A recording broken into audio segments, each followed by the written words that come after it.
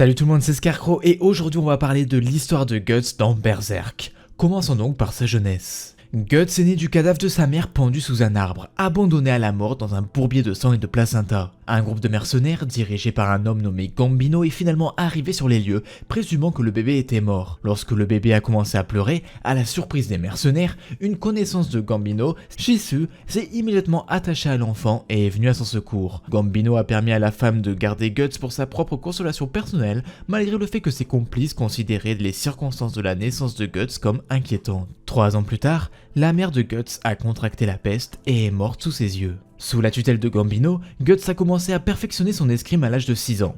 Il a rejoint la bande de mercenaires 3 ans plus tard, à 9 ans, considérant son chef comme une figure paternelle. La nuit suivant la première escarmouche de Guts, un mercenaire nommé Donovan a tendu une embuscade et a essayé de le violer dans sa tente, révélant qu'il avait acheté le garçon pour une nuit à Gambino. Dans une escarmouche qui a suivi, le jeune mercenaire a isolé Donovan et l'a éliminé, refusant de croire la déclaration de l'homme de la nuit précédente. Lorsque Gambino perdit sa jambe au combat, sa relation avec Guts s'est détériora rapidement. Guts fut soumis à diverses formes de violence verbale et physique pendant 2 ans après la blessure de Gambino, aboutissant à une tentative d'assassinat de Gambino. Croyant que Guts était la cause de son malheur, Gambino révéla qu'il avait vendu Guts à Donovan, exprimant son dégoût pour l'existence du garçon. Dévasté par cette révélation, Guts riposta en état de légitime défense et tua Gambino. Par conséquent, attaqué par les hommes de Gambino, il s'enfuit avec ses agresseurs à ses trousses, finissant par se retrouver dans une impasse et par tomber d'une falaise. De sa chute et d'un combat avec une meute de loups en contrebas, il tomba inconscient et fut finalement découvert par une autre bande de mercenaires qui l'enrôla comme enfant soldat. Fleur printanière des jours passés depuis longtemps. Après avoir perdu une bataille, Guts et ses compagnons mercenaires furent capturés et destinés à travailler comme ouvriers pour leur adversaire. Sur le chemin du château qu'ils devaient aider à construire, Guts rencontra un homme nommé Martino qui se lia d'amitié avec le jeune mercenaire blessé et l'aida apparemment à s'échapper. Cependant, Martino utilisa la tentative d'évasion de Guts comme un leurre pour faire la sienne, ce qui poussa Guts à être capturé et emprisonné. Dans une cellule glaciale, Guts rencontra l'esprit désespéré d'une fleur solitaire nommée Shitch. Elle le soigna jusqu'à qu'il se prépare à un combat avec le fils de son ravisseur. Au cours du processus de guérison de Guts, Shitch a dépensé tous ses pétales restants et a cessé d'exister. Reconnaissant de son aide, Guts décida d'amener ses restes dans une vallée de fleurs. Arc de l'âge d'or, à la rencontre de la troupe du Faucon. Lors du siège d'une garnison militaire défendue par le groupe de mercenaires de la troupe du Faucon, Guts, âgé de 15 ans, rejoint la mêlée aux côtés d'une bande de mercenaires et bat de justesse un chef ennemi nommé Basuso, abaissant le moral de l'ennemi et permettant la capture du fort. Au cours de ses voyages, il est attaqué par plusieurs membres de la troupe du Faucon cherchant à réclamer sa récompense et à se venger de son intervention antérieure. Il élimine facilement la plupart d'entre eux jusqu'à qu'il rencontre Griffiths qui le neutralise rapidement et le fait amener au campement de la bande. En se réveillant plusieurs jours plus tard, Guts se voit offrir la possibilité de rejoindre la bande par Griffiths. Il refuse rapidement et défie Griffiths en duel, stipulant qu'il peut le réclamer s'il gagne.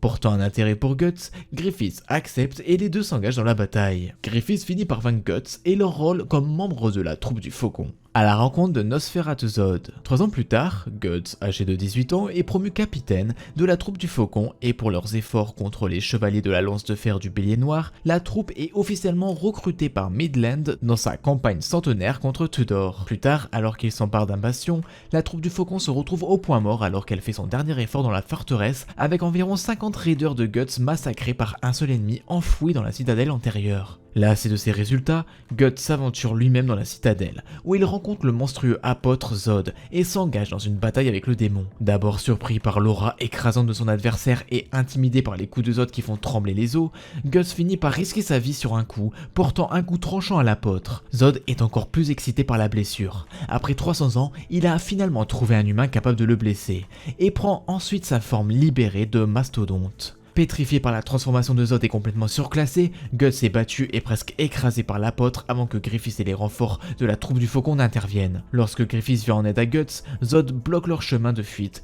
les forçant à exécuter un mouvement de pince sur l'apôtre dans lequel tous deux infligent des dégâts substantiels au démon. En représailles, Zod fouette Griffiths avec sa queue, mais cesse immédiatement son assaut en apercevant le Crimson Beherit de Griffiths. La bête laissa Guts avec une prophétie avertissant les pays d'une mort inéluctable qui lui arriverait si le greffe de Griffiths s'effondrait avant de s'envoler. Chose précieuse. Pour la chasse d'automne à Windham, la troupe du Faucon agit comme garde du roi de Midland à la place des chevaliers du Dragon Blanc du général Julius.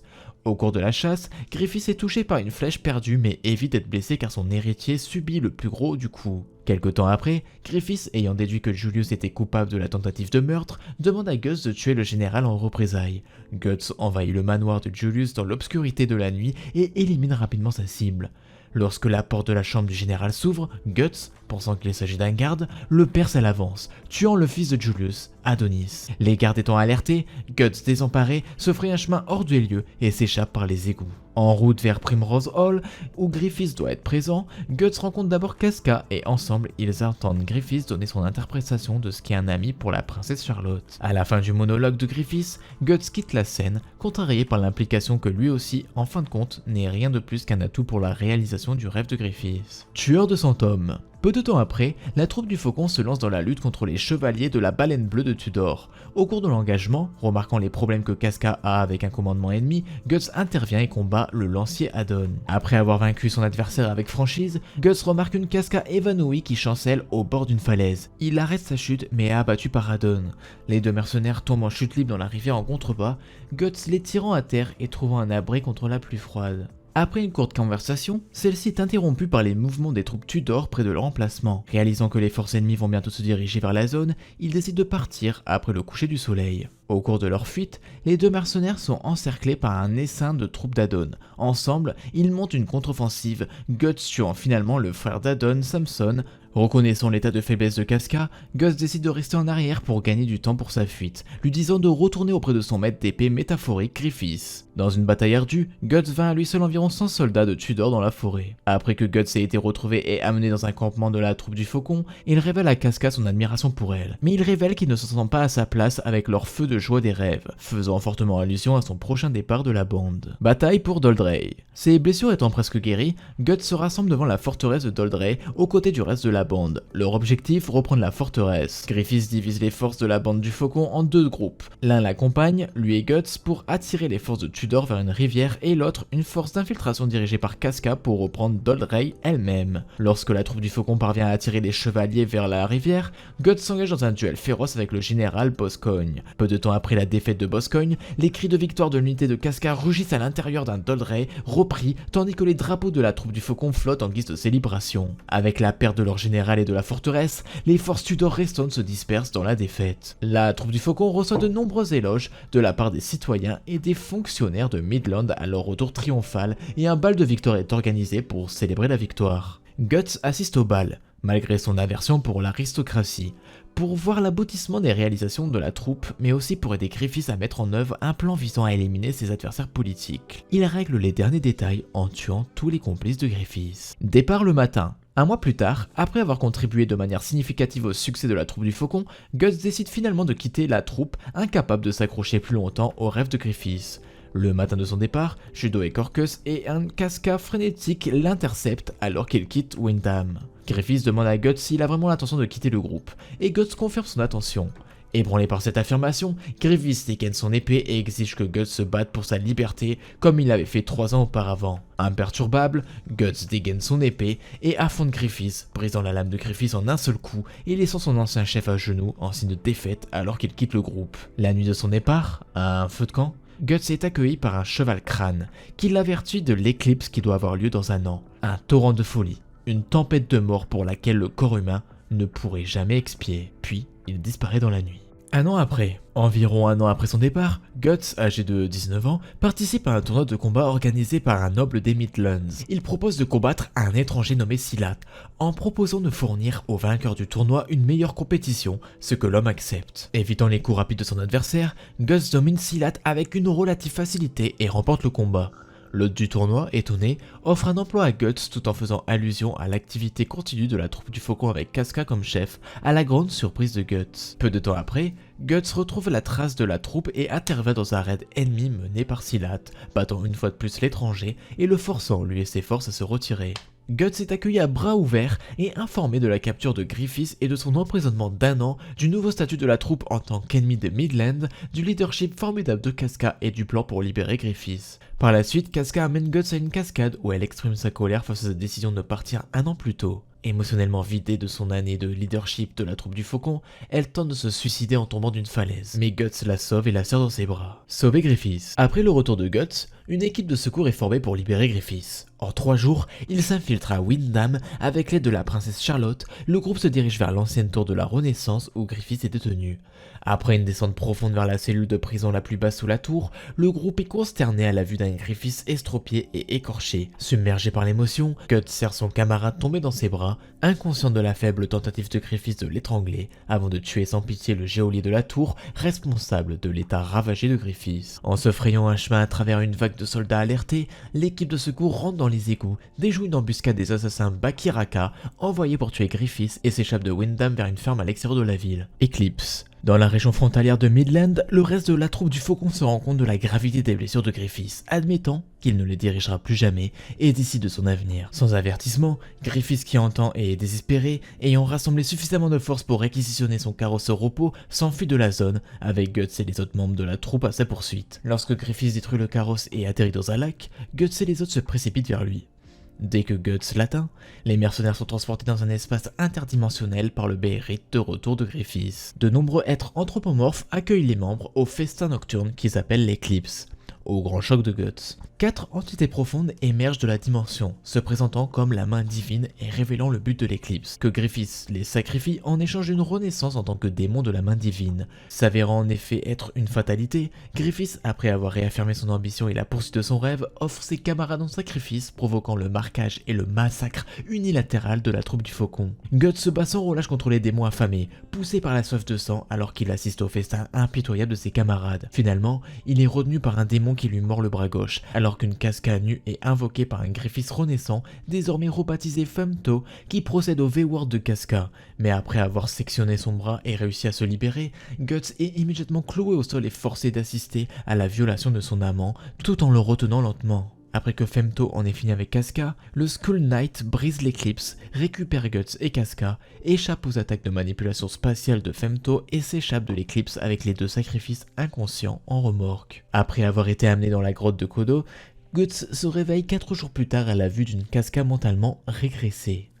Accablé, il s'enfuit dans une vallée éclairée par la lune où il est rencontré par des spectres attirés par sa marque et par le chevalier du crâne qui l'informe de sa nouvelle vie en tant que personne marquée et résidant désormais dans l'interstice. Guts déclare la guerre à tous les démons, déterminé à se venger de ses ennemis. Les esprits agités commencent à fuir peu de temps après et le chevalier prévient que les esprits ont simplement trouvé une autre torche dans l'obscurité pour se régaler, faisant allusion au danger de Casca. Les deux se déplacent à la hâte vers son emplacement et à son arrivée, assistent à une Casca entourée de spectres, donnant naissance à son enfant démon et à celui de Guts. L'enfant ayant été souillé par la violation de Casca par Femto avant qu'il ne disparaisse dans le monde astral au lever du soleil. Arc de l'épéiste noire. Pendant 2 ans, Guts poursuit sa guerre contre les démons, devenant célèbre sous le nom de Black Sword Man, dans sa chasse aux apôtres.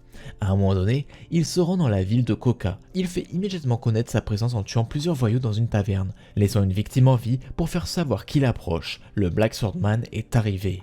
Sans le vouloir, il gagne un allié inestimable en libérant un elfe nommé Puck. Recevant la nouvelle de la présence du Black Swordman, le seigneur serpent assoiffé de sang traverse Koka à la recherche de son agresseur, brûlant tout sur son passage et laissant une traînée de cadavres. Guts intercepte et s'engage dans une bataille féroce avec le seigneur serpent, neutralisant finalement l'apôtre et l'interrogeant sur l'endroit où se trouve la main divine avant de le laisser brûler en cendres. Arc de conviction sur la chaîne de liaison. Au fil du temps, les chevaliers de la chaîne rattrapent le Black Swordman, révélant les horreurs qu'ils croient être de son fait et le mandat prophétique de sa détention par le Saint-Siège. Gravement blessé lors de sa précédente rencontre, Guts ne peut rassembler suffisamment de force que pour repousser la plupart des chevaliers attaquants avant d'être submergé par leur vice-commandant Hazan. Réalisant qu'il n'a pas la force de combattre l'ensemble du régiment, il tente de démoraliser et de perturber les chevaliers en éliminant leur commandant en chef inexpérimenté, Farnès, mais il est neutralisé par son assistant Serpico et par la suite détenu. Guts est emmené dans un campement des chevaliers, où Farnès tente de lui extorquer des aveux par le biais d'un interrogatoire. Il reste impassible, se moquant seulement de sa dévotion religieuse creuse. Plus tard dans la nuit, Puck le libère de sa cage et de ses contraintes permettant à Guts de récupérer son équipement, de prendre Farnès en otage et de s'échapper du campement. Naturellement, il est poursuivi par des esprits attirés par sa marque qui utilisent pour ridiculiser et ébranler davantage les croyances de Farnèse. Lorsque Farnèse s'enfuit et se retrouve à la merci d'un cheval possédé et lubrique, Guts se souvient du V-Word de Casca pendant l'éclipse, le remplissant de suffisamment de rage pour combattre les animaux possédés jusqu'au matin. Serpico arrive bientôt à leur emplacement et, après une brève exposition avec Guts, part avec sa charge. Plus tard, alors qu'il se repose au sommet d'une colline, l'enfant démon de Guts apparaît devant lui, lui donnant une vision de Casca en train de brûler sur le bûcher et une vague description de son emplacement potentiel. De retour chez Godot, il découvre que Casca a disparu et apprend de Rickert l'existence de la ville d'Albion, un camp de réfugiés vers lequel les Midlanders affluaient en raison d'une récente épidémie. Cérémonie de naissance. En route vers Albion, Guts est coupé par un groupe d'éclaireurs, Bakiraka, et les élimine rapidement en représailles, gagnant de manière inattendue l'admiration d'un jeune voleur nommé Isidro. Il est intercepté par le chevalier du crâne qui l'avertit d'une fausse éclipse imminente destinée à renvoyer celui qui signifie le faucon, dans le monde physique. En arrivant dans la ville, Guts commence immédiatement à enquêter sur les allées et venues de Casca et, avec l'aide de Puck et d'Isidro, localise un repère de cultistes où elle a été amenée. Au milieu du chaos de la bataille entre les cultistes possédés et les chevaliers de la chaîne du fer sacré, Guts laissa Casca aux soins d'Isidro avant d'engager un pseudo-apôtre ressemblant à une chèvre, massacrant l'hérétique transformé et s'échappant du repère par une sortie arrière. Alors qu'il s'échappe à travers une falaise, son chemin est bloqué par Serpico, qui, ayant anticipé l'approche de Guts, utilise la situation précaire à son avantage et tente d'éliminer l'épéiste inhibé. Serpico sous-estime les réflexes et la force musculaire exceptionnelle de l'épéiste noire, alors que Guts saisit et brise la lame de son agresseur, forçant le héros sans arme à fuir. Plus tard, en rencontrant Isidro, il apprend que le jeune voleur n'a pas réussi à escorter Casca, permettant aux chevaliers de la chaîne de le capturer pendant leur fuite. De retour à Albion, Guts s'infiltre dans la tour de la conviction et intimide Farnese pour qu'il le conduise dans la chambre de torture souterraine du monastère où Casca avait été amené.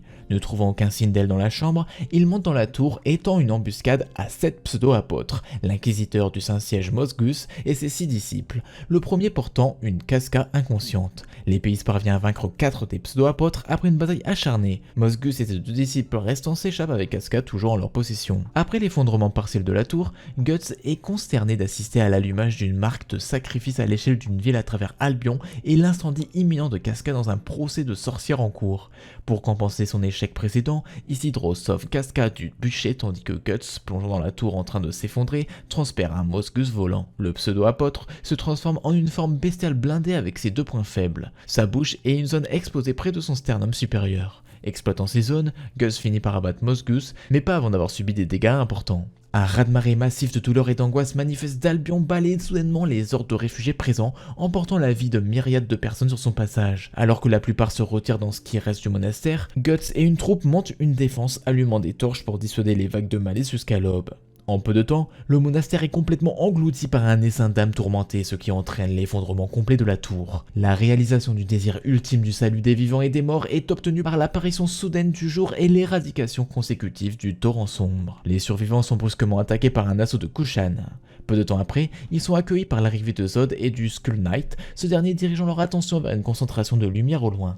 Initialement fasciné comme tout le monde autour de lui, la vue d'un Griffin reconstitué enrage rapidement Guts, le poussant momentanément à attaquer. Il se rend compte qu'il est une fois de plus sur le point de laisser Casca derrière lui en quête de vengeance. Au lieu de cela, il monte à cheval Kushan avec Casca en remorque et se dirige vers la demeure de Godot tandis que Zod s'envole pour Griffin. Arc du Faucon Millennium. De retour chez Godot, Guts apprend la mort du forgeron et Erika lui demande de rester à la cabane avec elle et Casca. Envisageant initialement l'offre, il se précipite vers la colline des épées en entendant parler d'un visiteur aux cheveux argentés discutant avec Rickert. Au sommet de la colline, il rencontre Griffiths, qui avoue son apathie totale à l'égard du sacrifice de la troupe du Faucon tout en se tenant sur le sol qui sert d'hommage aux membres de la troupe sacrifiée. Cette révélation exaspère Guts, le poussant à se jeter sur Griffiths. Le coup de son Dragon Slayer est bloqué par un Zod intervenant et une bataille féroce s'ensuit entre Guts et l'apôtre. Alors que la mine de Godot est détruite par Zod, Casca se précipite dans la mêlée et est presque écrasé par des rochers en suspension dans l'air si Griffiths ne l'avait pas sauvé.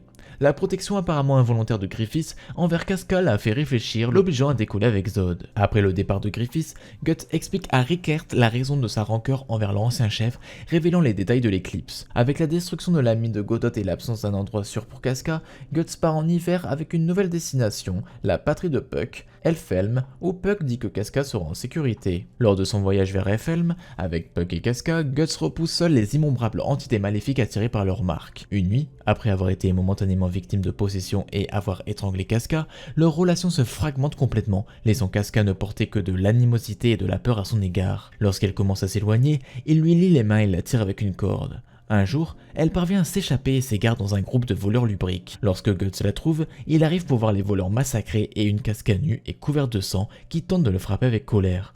Retenant Casca, il succombe momentanément à son obscurité intérieure avant de reprendre ses esprits, endommageant encore plus leur relation. Plus tard, autour du feu de camp, Puck revient avec Isidro, Farnèse et Serpico. Farnèse demande à accompagner Gus dans ses voyages, révélant sa récente sécularisation et sa nouvelle recherche de la vérité. Manoir de l'arbre des esprits. Au cours de leur voyage vers Vitranis, le groupe tombe sur un vieil homme blessé du village d'Enoch, nommé Morgan, qui, à la lumière des récentes attaques de trolls sur son village, cherche l'aide d'une sorcière récente dans un manoir au fond de la forêt. Il accepte d'escorter Morgan. Au cours de leur voyage, ils trouvent le manoir dont Morgan a parlé. Après une brève escarmouche avec les golems gardant les lieux, ils sont accueillis par une jeune sorcière nommée Cherke, qui les escorte jusqu'au manoir de la maîtresse de l'arbre spirituel Flora. Anticipant leur arrivée, Flora propose de créer des talismans pour supprimer l'effet des marques de Guts et Casca en échange de l'aide de Guts et de ses compagnons à Cherke pour résoudre la menace des trolls d'Enoch. Le groupe protège le village d'Enoch d'une invasion de trolls, aidé de manière significative par Cherke qui se réunit avec l'esprit de la rivière, dame des profondeurs, pour chasser les envahisseurs du village. Lorsque Cherke devient temporairement hypnotisé par sa fusion astrale avec l'esprit, Farnèse et Casca sont perdus dans le fort courant impétueux. Cherke reprend ses esprits trop tard pour mettre fin à l'inondation à temps. Après le nettoyage du village et la fin de l'inondation, Guts part à la recherche de Farnèse et Casca, les conduisant au lieu d'origine des trolls, la région des ténèbres du monde astral, le Qliphoth. Qliphoth. Au plus profond des profondeurs du Qliphoth, Guts et ses compagnons localisent Farnèse et Casca alors qu'ils sont envahis par des trolls. Ils libèrent également de nombreuses femmes et enfants Enoch retenus captifs. Choisissant de rester sur place pour combattre la horde de trolls et donner à sa suite le temps de s'échapper, Guts est laissé à lui-même sans se soucier de protéger les autres. Au milieu de son assaut féroce sur les trolls, Slann se matérialise des intestins de ceux qu'il a tués. Il se précipite pour l'attaquer, mais est bloqué et retenu par l'ange qui, ravi de le rencontrer à nouveau, enveloppe l'épéiste en elle-même avant d'ouvrir une large entaille sur sa poitrine, tout cela dans une tentative de le contraindre à utiliser le Beherit en sa possession. Avec l'arrivée opportune et l'intervention du chevalier, Guts, brandissant son Giant Slayer au tempérament maléfique, traverse et dissout la forme prise par Slann. L'apparition et la disparition soudaine de Slann déstabilisent le Qliphoth, provoquant son effondrement progressif. Le chevalier du crâne dévoile son épée de Beherit et envoie les seins croissants de trolls et d'ogres dans l'abysse, ramenant ensuite Guts à Cherke. Avec la fermeture intérieure du Qliphoth et ses retrouvailles avec les autres, Guts réalise qu'après une longue période d'isolement, il a de nouveau des gens qu'il peut appeler camarades. Armure de Berserker. En retournant au manoir de Flora pour rendre compte de leur succès, Guts s'effondre momentanément à cause d'une blessure astrale à la poitrine infligée par Slann. Peu de temps après, Cherke révèle une brèche soudaine dans la barrière du manoir et la marque de Guts commence à saigner abondamment. En atteignant le manoir, le groupe est témoin de l'arbre spirituel flamboyant et d'une multitude d'apôtres envahisseurs. Guts est aidé par le chevalier du crâne qui l'assiste contre les saprotes principalement pour soutenir Flora. Les deux sont finalement rencontrés par Zod et son collègue apôtre Grunbeld, ce dernier proclamant être avec les autres démons de guerre envahisseurs un guerrier de la troupe du Faucon, une révélation qui choque Guts. Initialement joyeux d'avoir trouvé un adversaire vraisemblablement digne de ce nom dans le Black Swordman, Grunbeld devient insatisfait de la faiblesse de Guts et décide de l'éliminer. Avec l'aide de Cherke, Guts se retire de justesse dans la chambre au trésor sous l'arbre spirituel où ses compagnons revêtent son corps blessé de l'armure Berserker. Sédaté de sa douleur et renforcé par l'armure, Guts ressuscité surpasse résolument Grunbeld au combat, le forçant à se transformer. Alors que le combat continue, Guts commence à perdre le contrôle de son ego, devenant fasciné par l'immense hôte de l'armure Berserker, couplée à son obscurité intérieure. Ce n'est qu'après que Cherke est plongé dans son subconscient et rappelé au turbulent épéiste qu'il est Guts, reprenant le contrôle de son ego. Flora, sous une nouvelle forme existentielle, revient alors pour faire obstacle à Grunbeld, ouvrant la voie de l'évasion du groupe.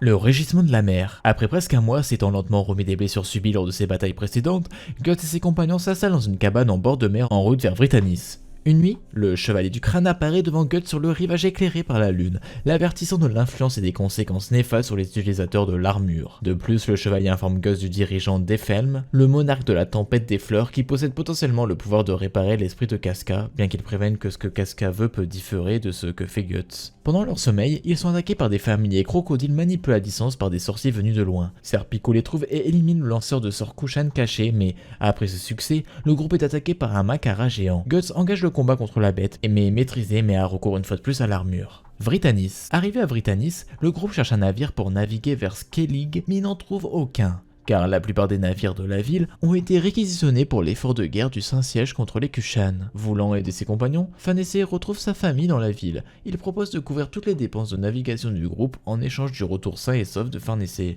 En voyant Puck et Valera effectuer une reconnaissance sur la résidence des Vendimion, et apprenant qu'un gentleman courtise Farnèse, Guts conclut qu'elle est destinée à être engagée comme une garantie pour leur obtenir un navire. Curieux de connaître les véritables désirs de Farnese et ne voulant pas perdre la principale gardienne de Casca, Guts décide d'assister à un bal en temps de guerre pour la rencontrer. Dans leur tentative d'entrer dans le bal, le groupe fait face à des difficultés en raison de la forte sécurité sur les lieux. Sherkei, contacté par Serpico via un transfert de pensée qui les attend à l'entrée arrière du bal. Lorsqu'ils arrivent à une chambre à colonnade, Serpico, plutôt que de les aider à entrer, brandit son épée et engage Guts dans un duel. Utilisant la chambre parsemée de piliers pour capitaliser sur le mouvement entravé de Guts, Serpico tient d'abord tête à Guts. L'épéiste finit par détruire tous les piliers sauf un dans leur rayon immédiat avant de maîtriser Serpico avec les débris tombant du pilier restant, apaisant ainsi principalement la peur du préposé en ne recourant pas à l'armure berserker. Guts et les autres entrent dans le bal alors que les familiers tigres commencent à mutiler les nobles de Britannia et les fonctionnaires du Saint-Siège. À la demande de Farnese et de Sherkei, l'épéiste reste à contre-cœur pour aider à tuer les bêtes et éviter de nouvelles pertes. Il demande ensuite à Farnese si elle désire vraiment retourner dans l'aristocratie, ce à quoi Farnese répond en plaisantant qu'elle a simplement manqué et qu'elle voulait revisiter brièvement son ancienne vie. Peu de temps après, le nuage de brume d'un apôtre apparaît devant les fêtards se présentant comme empereur Ganishka de Kushan et faisant une déclaration de guerre officielle contre l'alliance du Saint-Siège. Réalisant que des conflits vont s'abattre bientôt sur Vritannis et s'étant fait un nouvel allié dans une capitale de navire nommée Roderick, Guts et sa compagnie quittent le bal pour le port pour embarquer à bord d'un navire de guerre. À leur grand désarroi, le groupe assiste à l'arrivée au port d'une horde de l'armée Pichacha des Kushan grâce à une invocation par Sherkei d'un esprit de feu, dieu du malheur. Mais ils parviennent à éliminer la horde. Enragé après l'échec de Daiba, Ganishka se matérialise et frappe son subordonné ainsi que Guts avec la foudre. Après que Guts ait été invité à rejoindre la cause de l'apôtre, après avoir impressionné l'empereur par sa puissance et sa résilience exceptionnelle, et rejeté l'invitation avec défi, les apôtres de la troupe du Faucon reconnaissant de Griffiths entrent dans la mêlée au moment même où l'empereur se prépare à porter un coup final à l'épéiste. Menés principalement par Zod, les membres du groupe lancent une attaque aérienne sur Ganishka, mais sans effet, l'empereur les frappant ensuite tous du ciel. Zod frappé est envoyé en ligne droite dans un radeau de Guts, l'épéiste refaisant alors surface sur le dos de l'apôtre volant. Au sommet de Zod, il forme une alliance fragile avec l'apôtre et parvient à percer le corps éthéré de Ganishka avec le Dragon Slayer, forçant la force brumeuse de l'empereur à se dissiper. Après la défaite de Ganishka, Guts épuisé provoque presque Zod dans une nouvelle confrontation en s'acquérant de l'endroit où se trouve Griffiths, faisant allusion à son animosité envers le nouveau chef des apôtres, avant de clarifier son désintérêt pour leur affaire. Zod, décidant de régler leur compte plus tard, part avec les autres apôtres. Guts et son groupe, maintenant à bord du bateau de Roderick, et mettant le cap sur Elfhelm. Arc Fantasia. Au bord du navire, sur la mer de l'Ouest, Guts et son équipage assistent à la transfiguration du monde. Après l'émergence de Fantasia, l'équipage est attaqué à 2 reprises par Bonebeard et son équipage. Au cours de la deuxième rencontre, le bateau subit d'importants dégâts de la part des pirates, nouvellement morts-vivants et de leur navire fantôme. L'équipage accoste sur une île isolée pour des réparations, réalisant bientôt que tous les habitants de l'île, sauf un, ne sont transformés en tentacules du dieu de la mer. Lorsque Guts combat les extensions limaces de mer de dieu de la mer, le navire de Bonebeard arrive et déchaîne ses propres tentacules sur lui. Poussé au point de rupture, Guts a recours à l'armure berserker pour anéantir les seins de tentacules, sa rage une fois de plus apaisée par le corps lumineux enfantin. Guts réalise que reprendre la mer sans tuer le dieu de la mer ne fera qu'apporter de nouvelles complications en mer, alors il décide de le vaincre lui-même avec le moi lumineux de Sherkei protégeant son esprit de l'influence de l'armure berserker. Atteignant la tanière du dieu de la mer sous l'île, Guts navigue au-delà des tentacules du dieu de la mer et glisse dans son estomac. De là, il découpe une ouverture dans la paroi supérieure de l'estomac et est emporté vers le haut vers le cœur de la créature par ses gaz intestinaux qui s'échappent. L'intensité croissante du rythme cardiaque du dieu de la mer, associée aux effets néfastes de l'armure berserker et un essaim de monstre protégeant le cœur de la créature, pèse lourdement sur Guts, rendant finalement ses sens presque nuls. Le chant des méros attaquant à l'extérieur annule l'intensité du rythme cardiaque du dieu de la mer. Sous l'impulsion et les conseils du moi lumineux de Sherkei, Guts rassemble la force nécessaire pour enfoncer son Dragon Slayer dans le cœur du dieu de la mer, abattant la définition.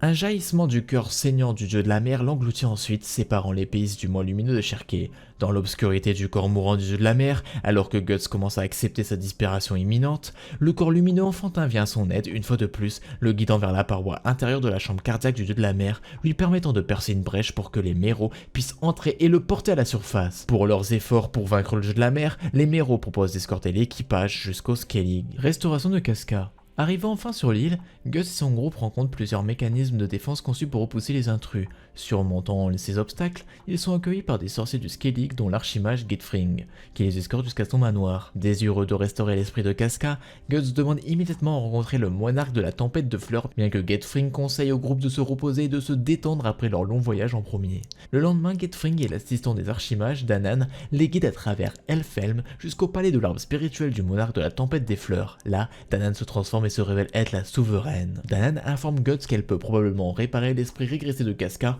en utilisant le couloir des rêves. Cependant, elle ne demande que l'aide de Sherke et Farnese, expliquant que la peur de Guts de Casca entraverait le processus. Guts laissa Casca au sein des jeunes sorcières, pendant que lui et le reste du groupe attendent enfin la fin de la cérémonie. Une fois la cérémonie terminée et Casca restauré à son ancienne forme, Guts revint la voir. La simple vue de lui déclenchait souvenir de l'éclipse de Casca, la faisant crier d'horreur. Après l'incident, Guts décide de garder ses distances pour permettre à Casca de récupérer.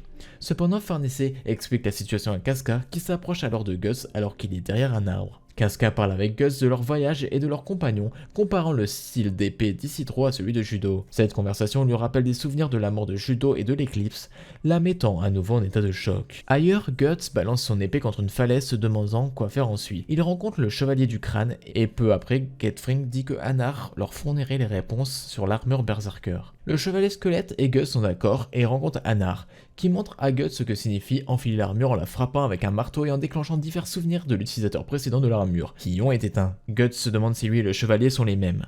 Cette nuit-là, Guts réfléchit à la façon dont Gitfring lui a dit que le chevalier voit l'épéiste comme un rappel de qui il était autrefois, jusqu'à qu'il soit accueilli par le mystérieux garçon. Le garçon se laisse tomber sur la tête de Guts et Guts décide de l'amener à ses compagnons qui l'emmènent ensuite à Casca. Le jour suivant, Guts s'entraîne près d'une cascade où il commence à prendre l'emprise du Dragon Slayer et remarque que sa vision devient floue, se disant qu'il doit toujours compter sur l'armure. Au même moment, le garçon sort de la mur et joue brièvement avec Guts. Ses amis commencent à chercher le garçon, alors Guts lui dit de retourner avec eux et de passer du temps avec Casca. Cette nuit-là, le garçon sort, où Guts et Casca le voient se transformer en Griffith. La chute d'Elfhelm. Avec l'arrivée de Griffith dans Elfhelm, les souvenirs de Casca affluent et sa marque de sacrifice saigne abondamment, la mettant en état de choc. Guts attaque Griffith, mais Griffith passe à travers les coups de l'épéiste et s'approche de Casca alors que Zod gêne momentanément Guts. Griffith tend la main vers une Casca inconscient et un Guts furieux se précipite pour la frapper. Cependant, Guts arrête son épée juste au-dessus de l'épaule de Griffith et voyant Griffith tenir Casca dans ses bras. Alors que la terre de Skellig commence à s'effondrer, Guts est séparé de Griffith et Casca. Griffith prend Casca et se lève tout en la berçant. Lorsqu'une masse d'entités sombres semblable à celle présente lors de la cérémonie d'incarnation commence à dévorer tout sur son passage, Griffith monte Zod et part avec Casca dans sa capture. Guts est secouru par l'équipage de Roderick et amené à bord du navire. Il s'isole à l'arrière de la cale, profondément déprimé par son incapacité à nuire à Griffith et à empêcher la capture de Casca. Dans son corps lumineux, Sherke scrute les souvenirs de Guts de toutes les batailles avec le Dragon Slayer avant d'apercevoir la bête des ténèbres brisant ses chaînes alors que Guts s'enfonce plus profondément dans le désespoir. La bête des ténèbres demande à Guts s'il veut du pouvoir, l'exhortant à tout lui céder. Juste à ce moment-là, des soldats Kushan font éruption dans le navire et retiennent tout le monde, y compris Guts. Il ne riposte pas et est traîné sur le pont avant, choquant Isidro et Serpico. Finalement, un soldat se révèle être Rickert et explique à Roderick que les Kushan doivent s'emparer du navire. Il est révélé que le corps astral de Guts est emporté, mais est finalement attaché par Sherke. Il est amené dans un donjon Kushan pour sa sécurité et celle de tous les autres selon Silat.